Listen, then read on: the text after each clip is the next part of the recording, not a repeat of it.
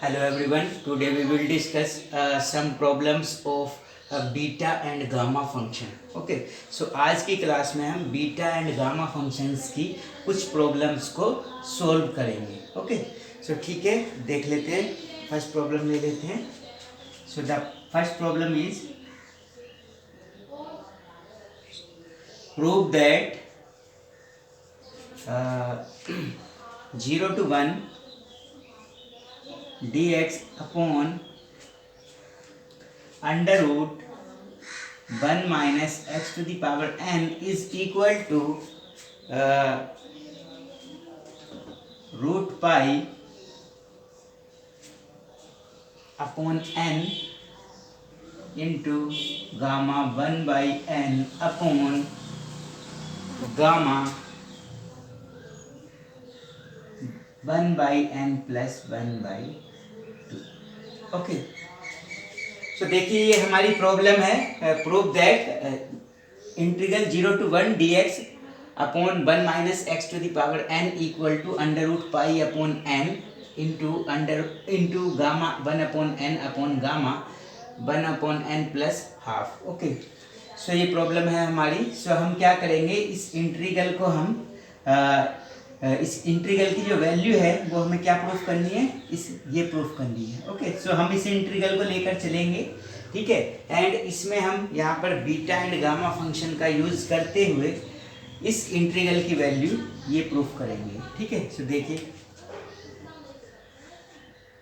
So let 0 to 1 dx upon under root 1 minus x to the power n. ये integral आपको given है. And यहाँ पर जो लिमिट्स हैं इंटीग्रल की वो 0 to 1 है. इससे थोड़ा सा आप आइडिया ले सकते हैं कि यहाँ पर आप बीटा फंक्शन यूज हो सकता है. ठीक है.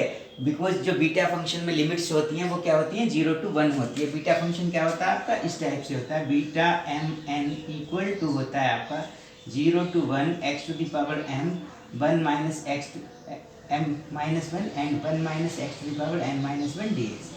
सो ये बीटा फंक्शन होता है. तो देखिए, इसे अगर हम इस तरह से इस फॉर्म में लेकर आएँ तो 0 to 1 ये इसे ऊपर लिख सकते हैं 1 minus x to the power n to the power minus half dx. ठीक है. सो ये जो यहाँ पर फंक्शन है ये किस टाइप से है, इस टाइप से 1 minus x to the power n minus 1. But problem क्या है कि यहाँ पर जो फंक्शन है होता है वो 1 माइनस एक्स होता है. जो वेरिएबल होता है उसकी पावर कितनी होती है, 1 होती है. बट यहाँ पर जो फंक्शन में गिवन है वो है 1 minus x to the power n. So इसे आपको सिंगल पावर में लेकर आना है. तो इसका मतलब इसे सब्स्टिट्यूशन आपको लेनी पड़ेगी. ठीक है. सो हम क्या कर लेते हैं, इस x to the power n को हम y एज्यूम कर लेंगे. बिकॉज जब हम यहाँ पर y पुट करेंगे तो 1 माइनस y हो जाएगा, यानी वेरिएबल की सिंगल पावर में आ जाएगा. ठीक है. सो देखिए, हम ये सब्स्टिट्यूशन ले लेते हैं इसे, जिससे बीटा फंक्शन की फॉर्म में आ जाए.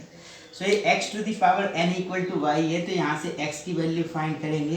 सो ये जो पावर है 1 अपॉन n कर देंगे बोथ साइड. तो यहाँ पर कितना हो जाएगा, x is equal to y to the power कितना हो जाएगा, 1 अपॉन n हो जाएगा. बिकॉज अगर यहाँ पर पावर n है तो इधर इस साइड जब पावर जाएगी तो ये 1 अपॉन n हो जाएगा. ठीक है. अब ये इक्वेशन आपके सामने, इस इक्वेशन का आप डिफरेंशियल कर सकते हैं both side. So the differential of x is dx and the differential of y to the power n is 1 upon n y to the power 1 upon n minus 1 into dy. Okay. अब देखिए, now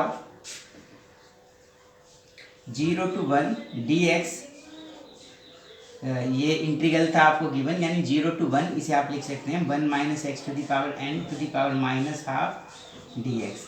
अब इस integral को आप y में change करेंगे. तो देखिए, 1 minus x to the power n के प्लेस पे y पुट कर सकते हैं to the power minus 1 by 2. And dx के प्लेस पे कितना पुट करेंगे आप, ये dx के प्लेस पे पुट कर सकते हैं. dx की वैल्यू कितना, 1 upon n y to the power 1 upon n minus 1 dy. Okay. And अब लिमिट्स भी चेंज हो जाएगी. बिकॉज ये जो लिमिट्स हैं यहाँ पर, ये किसकी लिमिट्स हैं, ये x की लिमिट है 0 to 1. एंड यहाँ पर जो लिमिट्स होंगी वो किसकी होंगी, y की. सो देखिए, जब x आपका 0 होगा तो यहाँ पर 0 टू द पावर n कितना हो जाएगा, 0. यानी y भी कितना मिलेगा, 0 आपको. एंड जब x की वैल्यू 1 होगी सो y की वैल्यू भी कितनी हो जाएगी इस इक्वेशन से 1 हो जाएगी। तो यानी जो लिमिट्स हैं y की वो होंगी 0 to 1। ओके, सो लिमिट्स जो है वो 0 to 1 ही रहेंगी और लिमिट्स का 0 to 1 रहना भी ज़रूरी था बिकॉज आपको यहाँ पर बीटा फंक्शन यूज करना है। ठीक है, अब देखिए इस इंटीग्रल में ये 1/n तो कांस्टेंट है, इसे बाहर ले सकते हैं आप 0 to 1 एंड ये है y to the power 1/n-1 and ये है 1 minus y to the power -12। इसमें प्लस 1 कर लीजिए और -1 कर लीजिए बिकॉज आपको ये किस फॉर्म में लेकर आना है m-1 और n-1। तो यहाँ पर -1 बनाने के लिए 1 ऐड कर दिया और 1 सब्ट्रैक्ट कर दिया आपने। ठीक है, तो देखिए अब कैसे करेंगे। सो इस साइड तो ये इंटीग्रल आपका यही है 0 to 1 dx upon √1 - x to the power n। और यहाँ पर देखिए यहाँ पर कितना हो जाएगा आपका ये 1/n 0 to 1 y to the power 1/n-1 and इसे लिख सकते हैं आप 1 - y टू द पावर, इसे 1/2, ये -1 + 1 1/2 सो -1 dy। अब आप इसमें बीटा फंक्शन का यूज़ करेंगे। देखिए बीटा फंक्शन मैंने आपको बताया था, मैं इसे रख कर लेता हूँ। सो बीटा फंक्शन क्या था आपका, बीटा फंक्शन था beta mn = 0 to 1 x to the power m-1 1 - x to the power n-1 dx। So ये x वेरिएबल में है, ये y वेरिएबल में है, तो डेफिनेट इंटीग्रल है, उससे तो कोई फर्क नहीं पड़ता।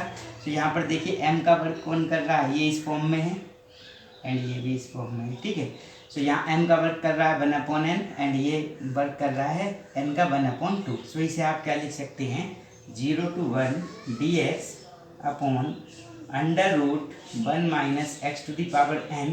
ठीक है, और ये 1/n और ये किसका हो जाएगा फॉर्मूला बीटा mn, यानी m का वर्क कर रहा है 1/n एंड n का वर्क कर रहा है आपका 1/2। सो ये फॉर्मूला हो गया आपका बीटा 1/n, 1/2। सो ये बीटा फंक्शन यूज़ कर लिया आपने।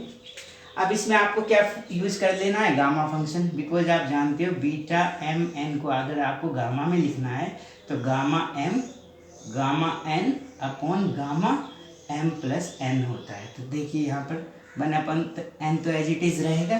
ठीक है, 1/n एज इट इज़ रहेगा, ये m हो जाएगा, ये n हो जाएगा। तो gamma 1/n into gamma 1/2 upon gamma 1/n + ½। Okay, so ये 0 to 1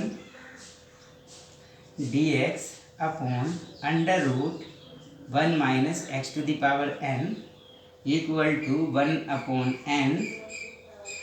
ये गामा हाफ कितना होता है, गामा हाफ मैंने आपको बताया था कितना होता है √π, तो इसके प्लेस पे √π, ये gamma n and this is gamma 1/n + 1/2। Okay, तो ये आपकी वैल्यू आई इंटीग्रल की। अब अगर आप क्वेश्चन को देखें तो क्वेश्चन में इस इंटीग्रल की वैल्यू क्या प्रूफ करनी थी, आपको ये प्रूफ करनी थी एंड इस वैल्यू को देखिए तो यही वैल्यू इसकी मिल चुकी है आपको। कहने का मतलब जो प्रॉब्लम है आपकी वो प्रॉब्लम सोल्व हो गई है। आपको ये प्रूफ करना था कि इस इंटीग्रल की जो वैल्यू है वो ये आएगी और देखिए यही वैल्यू आपको मिली।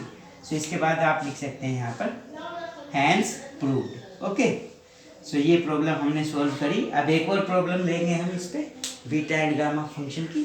ठीक है, तो देखिए नेक्स्ट प्रॉब्लम ले लेते हैं। देखिए अब हमारी नेक्स्ट प्रॉब्लम है evaluate the value of integral 0 to 1 x to the power 5 into 1 - x³ to the whole power 10 dx। Okay, so हमें इस इंटीग्रल को इवेल्युएट करना है। ठीक है, सो हम बीटा एंड गामा फंक्शन का यूज करते हुए इस इंटीग्रल को हम सोल्व करेंगे। ठीक है, तो आइए देख लेते हैं। So the integral is 0 to 1 x to the power 5 1 - x³ to the whole power 10 dx। ये इंटीग्रल आपको गिवन है। अब अगर आप बीटा फंक्शन इसमें यूज़ करना चाहेंगे बिकॉज इसकी लिमिट्स जो है वो 0 to 1 है, सो बीटा फंक्शन आप यूज़ करेंगे 0 to 1 वाला बीटा फंक्शन की जो बेसिक डेफिनेशन है। सो यहाँ पर क्या होता है बीटा फंक्शन में 1 - x होता है, मतलब यहाँ पर जो वेरिएबल होता है उसकी क्यूब नहीं होता है, उसकी सिंगल पावर होता है। तो प्रॉब्लम यही आ रहा है कि यहाँ पर x³ है। सो इस x³ को आप एक न्यू वेरिएबल ऐड कर सकते हैं। So let x cube equal to y, आपने सब्स्टिट्यूशन लिया इसमें।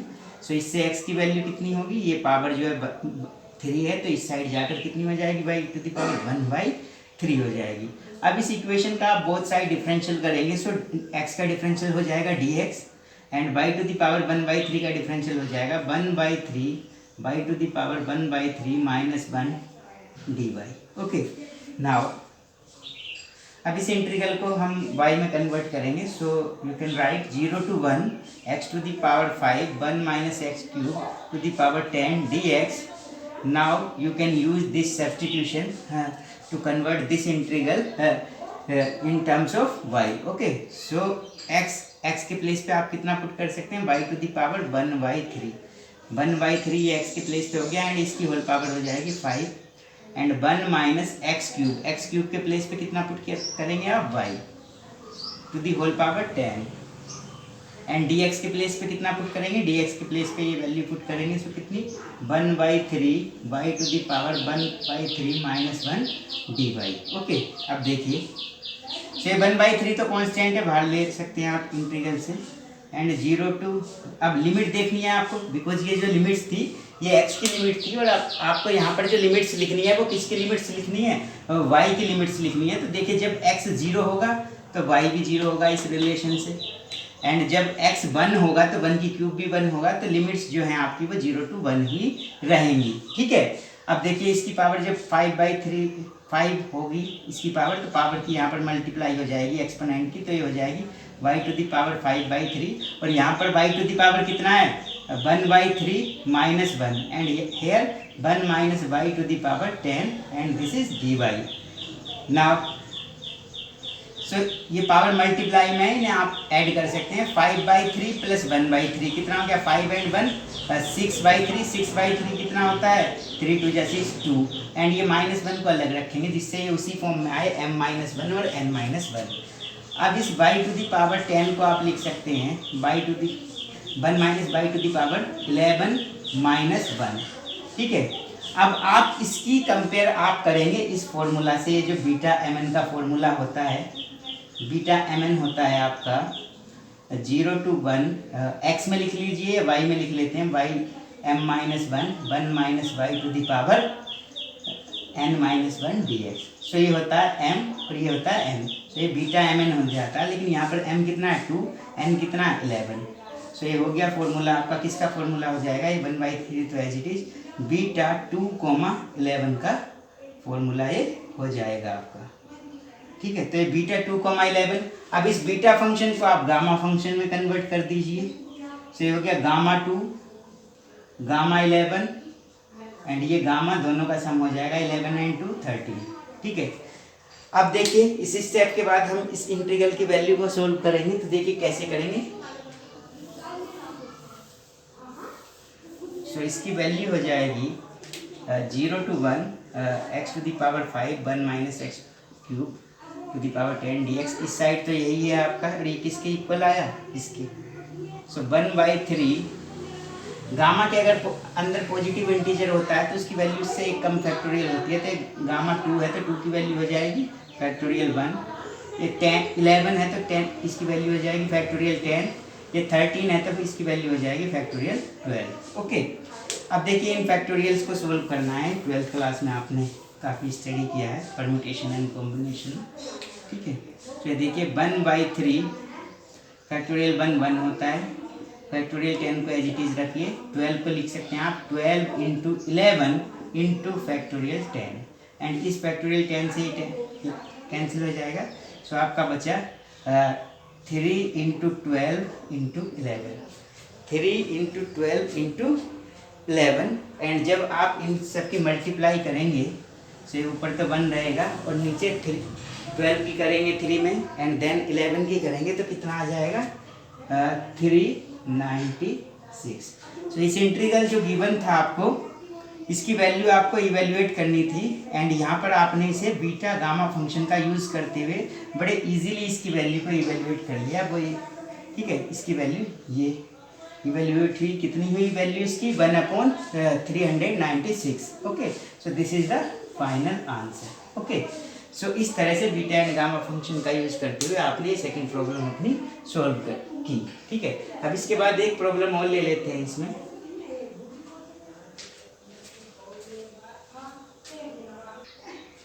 तो देखिए अब हमारे पास नेक्स्ट प्रॉब्लम है, prove that beta L comma M into beta L plus M comma N into beta L plus M plus N comma P is equal to gamma L gamma M gamma N gamma P upon gamma L plus M plus N plus P. Okay, so आपको ये इस side beta function given है and इस side जो है आपका gamma function है। ठीक है, सो आपको ये प्रूफ करना है कि यहाँ पर ये जो बीटा फंक्शंस हैं इनका जो प्रोडक्ट है वो इस गामा फंक्शन के इक्वल है, इन गामा फंक्शन के इक्वल है। सो देखिए कैसे करेंगे। सो हम इन बीटा फंक्शंस को लेंगे, मीन्स हम लेफ्ट हैंड साइड को लेकर चलेंगे एंड इससे राइट हैंड साइड प्रूफ करेंगे। ठीक है, सो देखिए सॉल्यूशन देख लेते हैं। सो हम ले लेते हैं beta L comma M into beta L plus M comma N into beta L plus M plus N comma p. ठीक है, अब देखिए इसकी वैल्यू कितनी होती है, इसे गामा में कन्वर्ट करेंगे तो gamma L gamma m upon gamma L plus m, and इसे जब आप एम समझेंगे इसे एन समझेंगे तो ये हो जाएगा गामा में gamma L plus m gamma n upon दोनों का सम हो जाता है l plus M plus n, and इसे भी गामा में कन्वर्ट कर देंगे तो ये एक पैरामीटर है, दूसरा। So gamma L plus M plus n into gamma P upon gamma L plus M plus N plus p. ठीक है, अब इसमें क्या करेंगे आप देखिए, ये इससे कैंसिल हो जा रहा है एंड ये इससे कैंसिल हो जा रहा है। ठीक है, सो ऊपर देखिए कितना बचा न्यूमरेटर में, gamma L gamma M gamma N gamma P upon gamma L plus M plus N plus P and which is equal to right hand side. So ये आपने लेफ्ट हैंड साइड लेकर चले एंड ये किसके equal मिली आपको, right hand side के equal मिली। It means both sides are equal, so आप लिख सकते हैं हैंस प्रूव्ड। ओके, सो इस तरह से ये प्रॉब्लम भी आपकी सॉल्व हो गई है। ठीक है, सो ये हमने एक प्रॉब्लम ली, अब एक प्रॉब्लम और ले लेते हैं छोटी सी इसमें। ठीक है, सो एक नेक्स्ट प्रॉब्लम और ले लेते हैं हम। सो देखिए अब हमारी नेक्स्ट प्रॉब्लम है beta p comma q plus one upon q and beta equal to beta p plus one comma q upon p equal to beta p comma q upon p plus q. So there are three members here. This is first member, this is second, and this is third, and you have to prove these all members are equal. Okay, and आपको ये given है p is greater than 0 and q is greater than 0. It means p and q are positive quantities. Okay, so ये positive है। तो देखिए हम क्या करेंगे, इस तरह के क्वेश्चन को प्रूफ करने के लिए हम पहले फर्स्ट मेंबर को ले लेंगे, उसकी वैल्यू फाइंड करेंगे, फिर सेकंड मेंबर को उसकी वैल्यू फाइंड करेंगे, फिर थर्ड मेंबर को, और तीनों की वैल्यू जो होगी वो कैसी आएगी, इक्वल आएगी। ठीक है, तो यही हमें प्रूफ करना है। तो देखिए कैसे प्रूफ करेंगे। तो सबसे पहले हम इसे ले लेते हैं beta p comma q plus one upon Q. अब इसे हम गामा में चेंज कर देते हैं बीटा को, तो ये हो जाएगा gamma P gamma Q plus one upon ये क्यू तो एज इट इज है, gamma P plus Q plus one, इन दोनों का सम होता है। ठीक है, अब देखिए एक फॉर्मूला अपने रिडक्शन फॉर्मूला मैंने बताया था, अगर गामा है एन प्लस वन, सो इसे लिख सकते हैं एन गामा एन। सो देखिए इसे गामा पी तो एज इट इज, इसे क्यू प्लस वन को यहाँ पे क्यू एन का वर्क करेगा, सो इसे लिख सकते हैं आप Q into gamma Q, and ये है आपका क्यू, इसमें भी ये एन का वर्क करेगा तो एन प्लस वन, सो एन कितना हुआ पी प्लस क्यू, तो आप इसे लिख सकते हैं P plus Q into gamma P plus Q. ठीक है, ये फॉर्मूला हमने रिडक्शन फॉर्मूला यूज़ किया है यहाँ पर। अब देखिए इस क्यू से क्यू कैंसिल हो जाएगा। ठीक है, सो अब आपकी वैल्यू कितनी मिलेगी यहाँ पर वैल्यू मिली इसकी आपको gamma P gamma Q upon P plus Q into Q P plus Q. इसे हम वन इक्वेशन बोल देते हैं, फर्स्ट इक्वेशन, ठीक है। सो हमने फर्स्ट मेंबर की वैल्यू फाइंड की है, अब हम देखिए सेकंड मेंबर की वैल्यू फाइंड करेंगे इसकी। तो देखिए कितनी होगी, beta p plus 1q upon p। सो इसे गामा फंक्शन में चेंज करेंगे, सो ये हो जाएगा गामा p प्लस 1, ये हो जाएगा आपका गामा q, एंड ये p एज इट इज़ रहेगा, एंड गामा इन दोनों का सम हो जाएगा p प्लस q प्लस 1। अब इसमें फिर से डिडक्शन फॉर्मूला लगाएंगे, तो गामा p प्लस 1 को लिख सकते हैं आप gamma p into gamma p into gamma q upon ये p एज इट इज़, ये n का वर्क करेगा तो n प्लस 1 कितना होता है गामा के अंदर, सो n गामा n, ठीक है।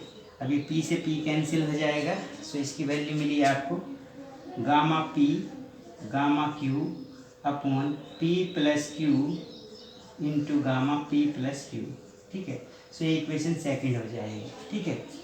सो ये आपने सेकंड मेंबर की वैल्यू फाइंड की। अब थर्ड मेंबर को देख लेते हैं। Third is beta p comma q upon p plus q।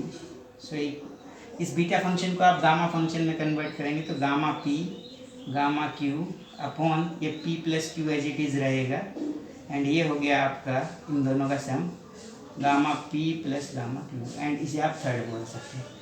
अब देखिए फर्स्ट की जो वैल्यू मिली है आपको वो कितनी मिली, gamma p gamma q upon ये, और ये थर्ड की मिली, दोनों की वैल्यू सेम है देखिए, और ये थर्ड वाली वैल्यू भी सेम है। So from equation 1, equation 2 and equation 3 से आप क्या बोल सकते हैं कि ये तीनों मेंबर्स इक्वल हैं। Means beta p comma q plus 1 upon q equal to beta p plus 1 comma q upon p equal to beta p comma q upon p plus q। Okay, so तीनों members equal आ गए, it means ये proof हो चुका है, hence proof. सो इस तरह से आज आपने बीटा एंड गामा फंक्शन पे बेस्ड कुछ प्रॉब्लम्स को सोल्व किया, ठीक है।